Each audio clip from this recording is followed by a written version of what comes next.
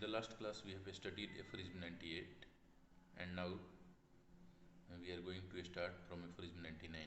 In aphorism 99 it is described that why the case taking of acute diseases are simpler. Acute diseases का case taking simple क्यों है, इसके बारे में aphorism 99 में बात किया गया है.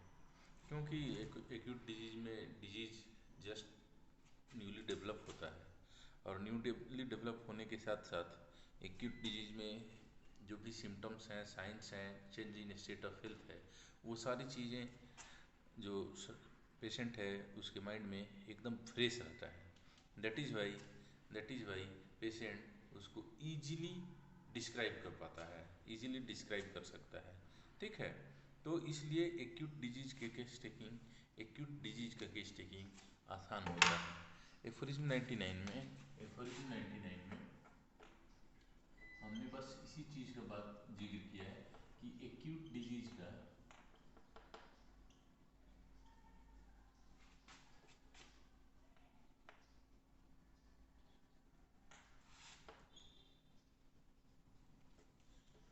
डिजीज का केस टेकिंग ईजियर होता है. क्यों?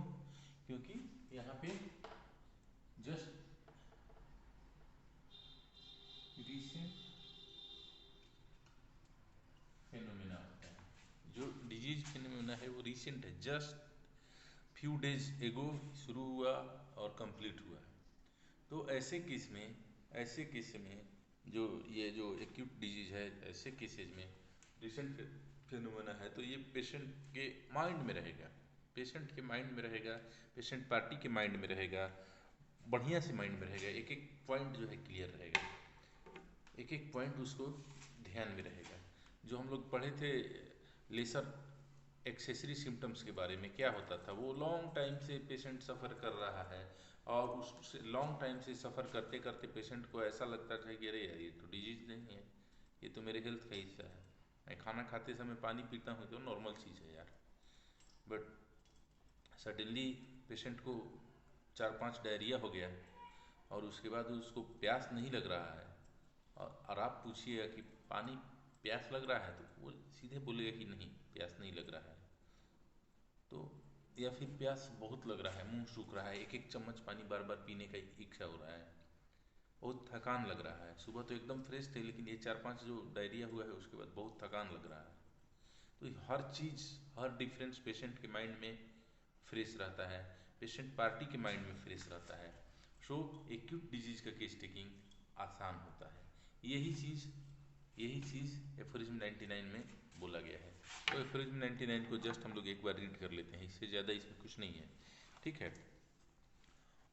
On the whole the investigation of acute diseases or of such as have existed but a short time is much the easiest for the physician because underline कीजिएगा because all the phenomena and deviations from health that has been but recently lost are still fresh in the memory of the patient and his friend still continues to be novel striking.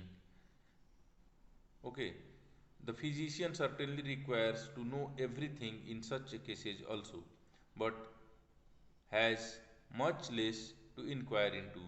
There are, for the most part, spontaneously detailed to him. ठीक है, तो ये चीज़ जो है एकदम patient के mind में fresh रहता है. तो वहाँ पे पेशेंट फिजिशियन को ज़्यादा मेहनत नहीं करना पड़ता है, जो है वो एकदम रेडीमेड बना के आ जाता है. That is why acute disease का केस टेकिंग आसान होता है. इसके बाद हम लोग डिस्कस करेंगे एफोरिज्म 100 से लेके एफोरिज्म 100, 101 एंड 102. ये जो 3 एफोरिज्म है, एफोरिज्म 100, 101 और 102, ये करंट सिनेरियो में हाईली रिलीवेंट है. क्यों? क्योंकि यहाँ पे एपिडेमिक डिजीज के केस टेकिंग के बारे में बात किया गया है और यहाँ पे बात किया गया है कैसे एपिडेमिक डिजीज में केस टेकिंग किया जाएगा और कैसे उसमें मेडिसिन सिलेक्शन किया जाएगा. तो ये 3 एफोरिज्म जो है एपिडेमिक डिजीज से रिलेटेड है.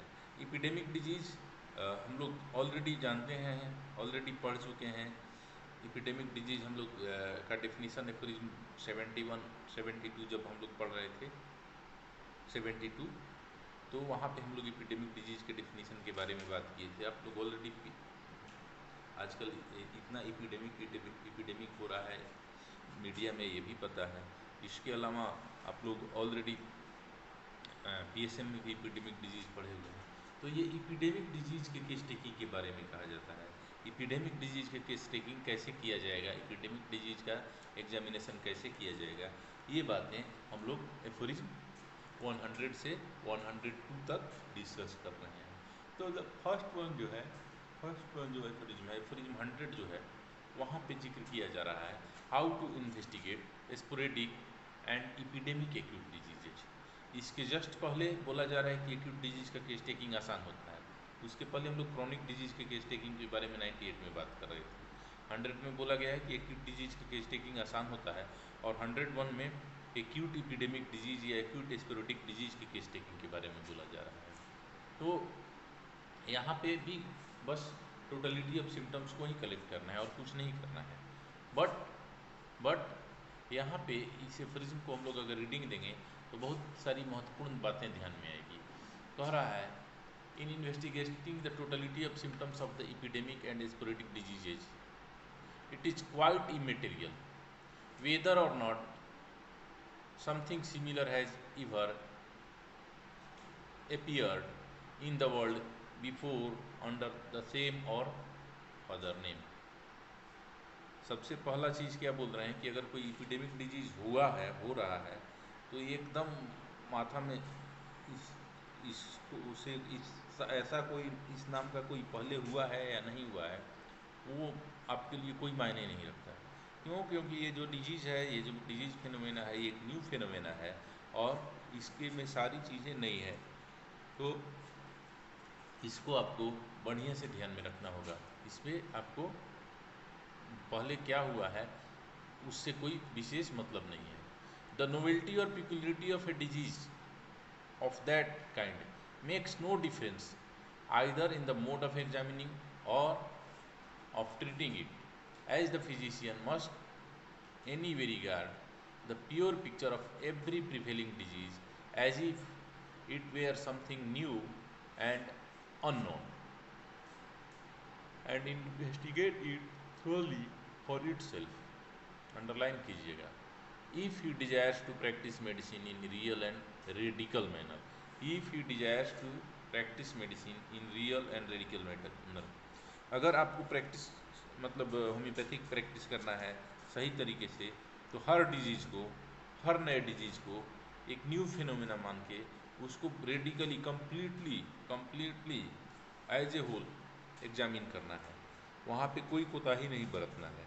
ऐसा आगे हुआ है कि नहीं हुआ, इसे आपका क्या ट्रीटमेंट करना है उसमें कोई चेंज नहीं आने वाला है।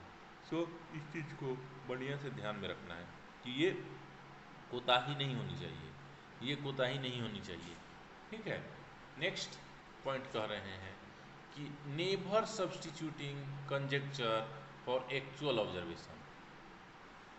कल्पना के आधार पे, काल्पनिक आधार पे जो एक्चुअली हो रहा है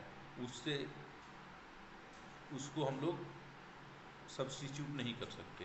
तो आगे इन्फ्लुएंजा हुआ था, जो आगे इन्फ्लुएंजा का जो भी मतलब एपिडेमिक हुआ था, जैसे कुछ दिन आगे सार्स हुआ था, ठीक है, एवियन फ्लू हुआ था, उसके आगे बहुत सारे फ्लू रेगुलरली होते रहे हैं। तो वो डिफरेंट फ्लू में क्या सिम्टम था, डिफरेंट फ्लू में क्या सिम्टम था, उस चीज़ को लेके हमको प्रीऑक्युपाइड नहीं रहना है। जो नया डिजीज़ आया है, इस डिजीज़ को एज ए होल एग्जामिन करना है, और हमको ये नहीं करना है कि ये इन्फ्लुएंजा है तो यार नाक बहेगा ही, नाक मतलब ट्रल डिस्चार्ज होगा, कफ होगा, फीवर होगा, बोन पेन होगा, लाइक दिस, ये सिम्टम रहा था तो ये मेडिसिन हम दे देंगे। ऐसा नहीं करना है। ऑलवेज हमको केस को कम्प्लीटली एग्जामिन करना है।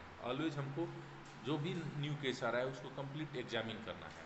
तो इस लाइन को एकदम अंडरलाइन कर लीजिए कि never substituting conjecture for actual observation. never taking for granted that the case of disease before him is already wholly or partially known.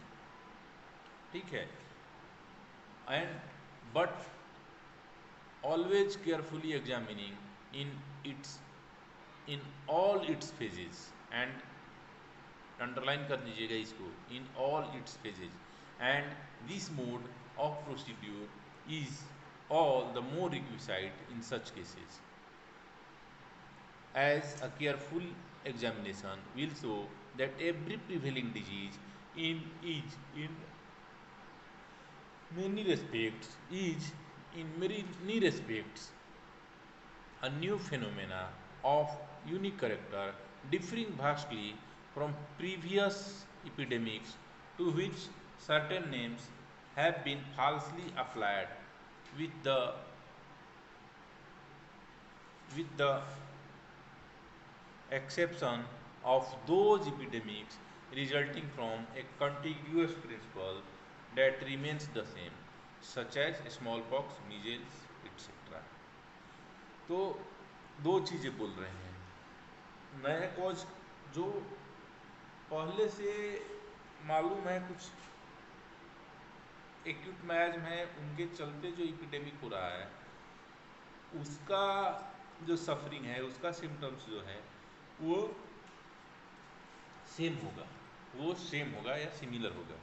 But other इपिडेमिक्स में कोई भी नया इपिडेमिक आता है तो उसको हमेशा कंप्लीट एग्जामिन कीजिए, केयरफुली एग्जामिन कीजिए। कभी भी जो एक्चुअल ऑब्जर्वेशन है उसको पीछे हो चुका है उससे सब्स्टिट्यूट मत कीजिए। ये चीज़ एकदम क्लियरली मेंशन कर रहे हैं मास्टर हैंडमैन, ठीक है। नेक्स्ट क्या बोल रहे हैं कि ये जो डिजीज है, ये जो न्यू डिजीज है इसके डिफरेंट स्टेजेस का, डिफरेंट फेजेस का कंप्लीट सर्वे कीजिए, कंप्लीट एग्जामिनेशन कीजिए, ठीक है। तभी जाके आप इसके बारे में पूरा इंफॉर्मेशन ले पाइएगा। सो जो एक्यूट डिजीज की केस टेकिंग के बारे में यहाँ बोल रहे हैं, या एक्यूट एपिडेमिक डिजीज की केस टेकिंग के बारे में जब एफोरिज्म 100 में बोल रहे हैं तो यहाँ क्या क्या मेन पॉइंट बोल रहे हैं एफोरिज्म 100 में। फर्स्ट ये है एपिडेमिक डिजीज की केस टेकिंग के बारे में।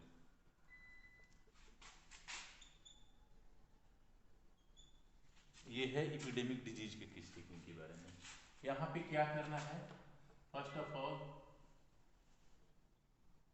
Every disease,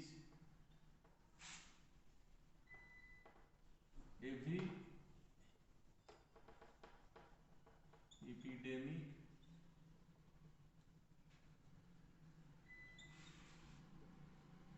disease is new phenomena। सारा एपिडेमिक डिजीज एक न्यू फिनोमेना है, इस चीज को एकदम माइंड में रखना है। सो इसको कंप्लीटली नए तरीके से देखना है, पीछे क्या हुआ है उसको लेके बोधर नहीं करना है। ये जो नया डिजीज आया है इसको कंप्लीटली नए तरीके से फुल एग्जामिनेशन करना है। नेक्स्ट क्या है, इस डिजीज को इसके एवरी स्टेज, एवरी फेज का को डिटेल्ड स्टडी करना है। शुड बी नोटेड कंप्लीटली, ठीक है। इसको एकदम पूरे तरह से नोट करना है, तब जाके ये केस टेकिंग आपका पूरा होगा और तब जाके आप इसको ये कीजिएगा। कह रहे हैं कि never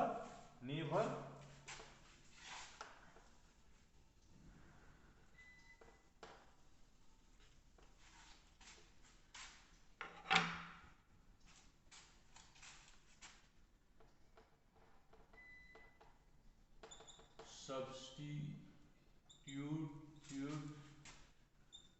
conjecture for actual observation। ये जो लाइन है never substitute conjecture for actual observation, ये कितना नंबर एफोरिज्म में लिखा हुआ है? ये क्वेश्चन नीट में पूछा जा सकता है, पीजी एंट्रेंस में पूछा जा सकता है कि ये कहाँ लिखा हुआ है। सो ये नीट के पॉइंट से महत्वपूर्ण है। ऑब्वियसली इसमें तीन चीज़ बोले हुए हैं। सबसे पहले कि हर एपिडेमिक एक नया एपिडेमिक है, पॉइंट 1 कहाँ लिखा है? एफोरिज्म 100 में। नेक्स्ट, हर एपिडेमिक को कंप्लीट एग्जामिन करना है, इसमें कहीं कुछ कोताही नहीं बरतना है। ये कहाँ लिखा हुआ है? ये भी लिखा हुआ है एफोरिज्म 101 में। नेक्स्ट क्या कह रहे हैं कि never substitute conjecture for actual observation, ये कहाँ लिखा हुआ है? एफोरिज्म 100 में। ये तीनों पॉइंट जो है पूछे जा सकते हैं, नीट के लिए महत्वपूर्ण है। ठीक है। नेक्स्ट जो बोल रहे हैं कि except for few diseases which are due to same contiguous causes, other जितने भी एपिडेमिक डिजीज हैं उनमें सिम्टम्स अलग तरीके के आते हैं। हो सकता है पार्ट ऑफ सिम्टम्स मैच करें, लेकिन कंप्लीट कभी नहीं मैच करना है। तो आप लोग एफोरिज्म 100 और एफोरिज्म 99 को देखिए। नेक्स्ट क्लास में हम लोग नेक्स्ट एफोरिज्म देखेंगे। Thank you.